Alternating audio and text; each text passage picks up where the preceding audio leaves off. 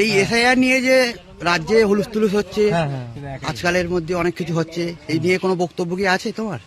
হ্যাঁ অবশ্যই আছে। আমি এর আগেও বলেছি, এসআইআর নিয়ে সাধারণ মানুষকে ভয় পাওয়ার কোনো দরকার নেই, আতঙ্কিত হওয়ার কোনো দরকার নেই।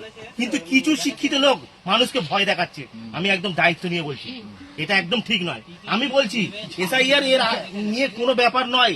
আধার কার্ড 12 নম্বরের নথি আছে, যার 2002 এর লিস্টে নাম আছে মিটে গেল।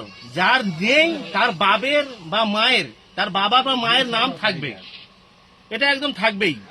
2002 যার লিস্টের নাম নেই তাদের ক্ষেত্রে এটা কি হবে একবার বলে দেবেন? 2002 এর লিস্টে যার নাম নেই, তার বাবারও নেই, তার মায়েরও নেই, সেক্ষেত্রে সেটা কত 10,000-এ একজন হবে। তার জন্য 12টা নথির মধ্যে একটা দিতে হবে। আর যার 2002 এর লিস্টে নাম আছে তার ঘটনা শেষ। আর যার নেই তার বাবা বা মায়ের দেখাবে, তাহলে মিটে গেল।